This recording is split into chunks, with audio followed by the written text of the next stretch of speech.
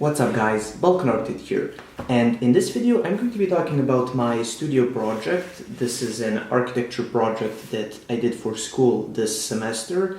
Our theme was a jazz center in Ljubljana in Slovenia, and we had a location in the city where we kind of needed to develop our own project or our own plans for a jazz center. This would include some sort of a jazz school, as well as a concert hall and whatever else we decide to place that would kind of go with that jazz center theme. And I thought this can be interesting for you just to see how I got to the shape of the building and some of the design process elements that go into designing a complex building like this.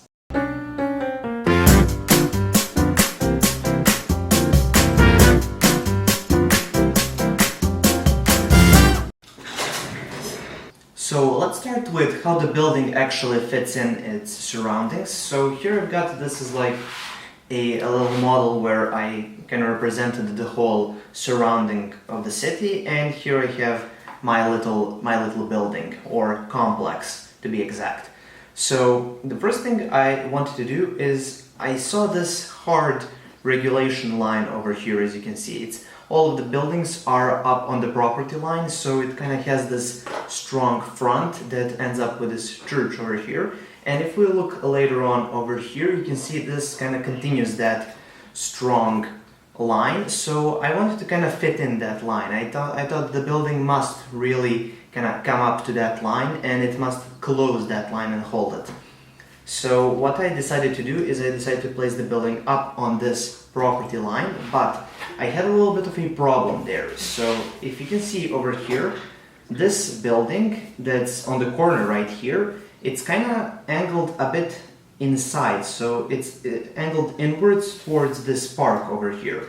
So if I try to align my building with it, it would have kind of this little break, because all of the other buildings are kind of over on this line. So we have these angles that are kind of intersecting on the location where my building is. So I wanted to kind of fit in both of those lines. I wanted to fit in this lower regulation line, and I also wanted to fit in this here upper regulation line, if that's how I can call it. So what I decided to do, because I had these two buildings, so this one over here is a hotel and this one is a jazz school. Not important right now, but it is important that we have two separate buildings that are kind of just nearly touching each other, but not really. So I decided to use that, and then I aligned this building over here, this jazz school, with the existing building over here on the corner, so it's kind of straight, it's flush with that building. And then over here I aligned this hotel with the rest of the buildings over here. So we have a clean line over here and a clean line over here, so we only have this little angular point over here. Now this looked ugly at first when I first drew it. I didn't really like it, but then I decided to kind of fillet the edge of this building and get this little nice angle. And to make it more interesting, I decided to place a circular or staircase inside of the building and make this whole part made out of glass. So it would, when you look from the street, it looks like it's actually this little edge of the building that's kind of poking out because of the regulation lines. It looks like it's just an architectural element, and it's something that I wanted to create and to make visible. And just to make these two buildings seem that they're part of the same complex, I had this double green facade over here. So I decided to kind of continue this double facade over here to this angle point, and then flip it around and continue in the other direction to kind of cover the facade of this other building, the jazz school. Then another thing that was quite interesting for me at this location was this little park over here that we have. Now, whenever you're working with public buildings, you would like to kind of make them intersect with public spaces. It's nice when a public space is kind of leading into the public building, and as a jazz hall or a concert hall would be a public building, I thought it would be a good idea to kind of make it an extension of this park, so it's kind of fitting in the park.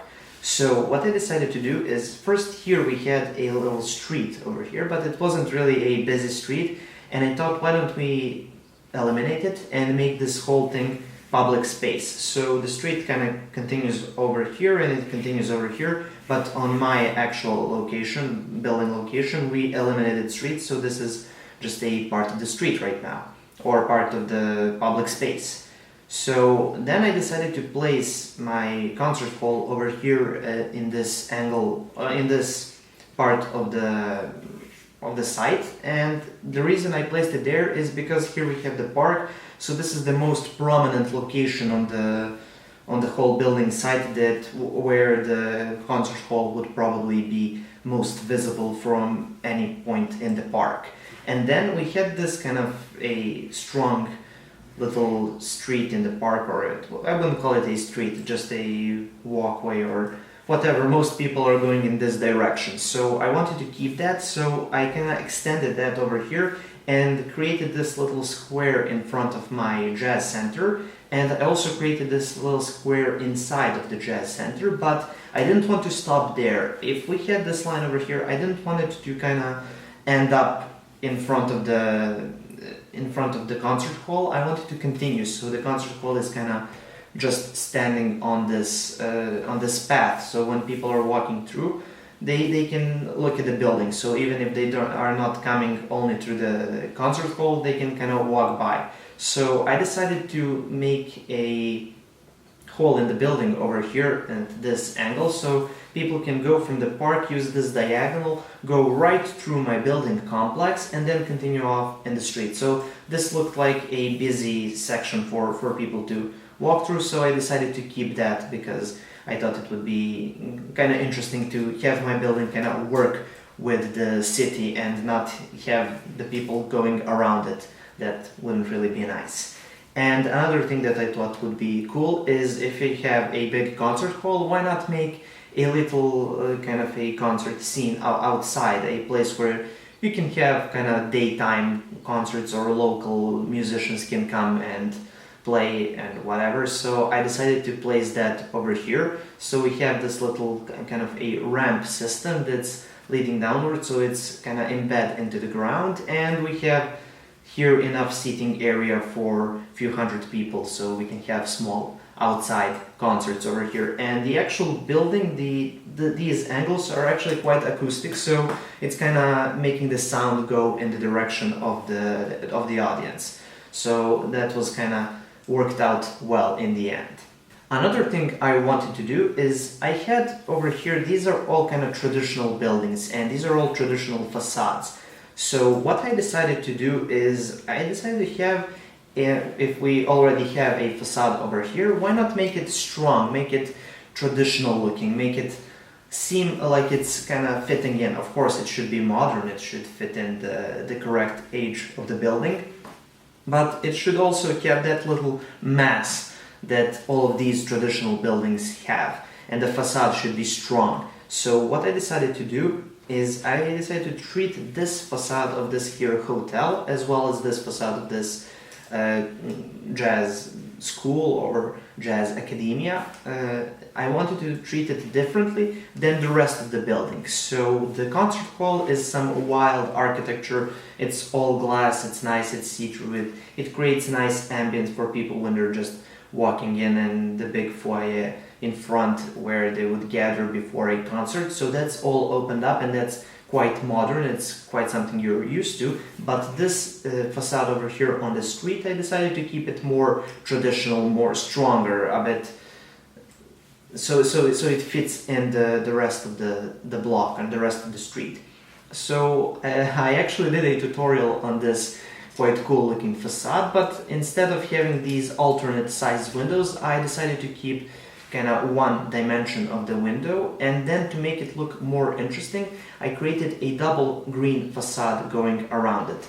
So even on my jazz concert hall, here I have a green facade going over this side, and as well for the rest of the project, I have on this here side, I've got this green facade. So it's basically kind of hugging the building from both sides. And the reason why I decided to go with a green facade, or basically a construction which you can place some vegetation and the facade would look green. And the reason I chose that is, again, I did a tutorial on that, so I knew how to model that. But also, if we have this little park over here, and it's important for me to kind of draw the park into my complex. So what I decided to do with keeping that, with placing that green facade, that kind of brings all the vegetation around the building, and it kind of hugs the building in place. It keeps it there where it should be. And let's talk about the actual concert hall, as that is an important part of the building. So I've got this little model over here, and here are just the floor plans. So my idea was, I had this big foyer over here, so that's the place where people meet up before the concert, and just so they can have some champagne or whatever people that go to concerts drink. So I had this little big square in front of the building, and I had another square over here. So I decided to actually place the entrance over here on the side. And the reason why I did that was because when you're placing an entrance to a concert hall building or something like that, you need to have kind of the place where they can buy tickets and where they can leave their coats and all of that stuff. So you need some technical rooms over here. And if I decided to place that over here, it would be kind of on this prominent front facade, and it wouldn't really look nice from the outside. And also I kind of didn't want to have the whole thing be just one straight line. You coming from here, you leave your coat, you pay the ticket, you take the drink, you get in, you listen to the concert, and then you get the hell out of there. So I didn't want it to be like that. So I decided to do kind of to place the entrance on the side. So we have the entrance on the side. Here you can buy your ticket, you can leave your coat, and then you enter the big open space. And here you've got the cocktail bar with some big spiral staircase that leads to the seats upstairs. And here we've got just a big block with all the bathrooms that you need to have, of course. And then you've got these two small staircases leading into the actual concert hall. And on the other side, of course, we have the stage, and then we've got the backstage. And always in the backstage you need to have kind of a warm-up room, so that's over here, so the whole band can kind of meet up and play some songs before they get on the stage, so they're properly warmed up. And for some people, you need to have kind of just a small apartment room where they can kind of prepare for the concert, maybe the singer or whatever, so they need also a room as well. And it's also connected here to this outside parking lot, and that's nice, so you can kind of put your piano and all of that heavy equipment, you can load it in the concert hall quite quickly. And for the architecture, if you look at this model from this side, this is kind of a section model, the rest of the building kind of goes from here. So if you look at this, here we have this staircase that's kind of leading down to this lower part, that's this over here, the part where we have this outside stage.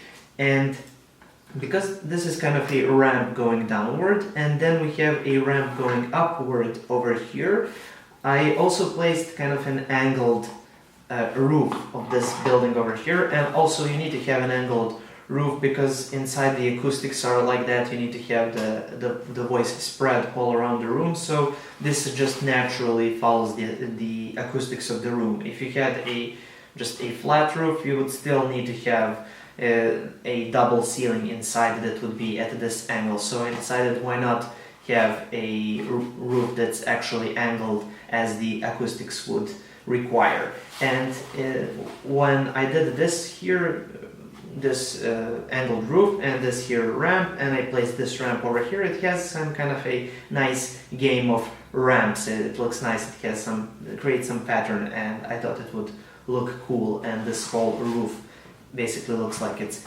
encompassing the whole concert hall.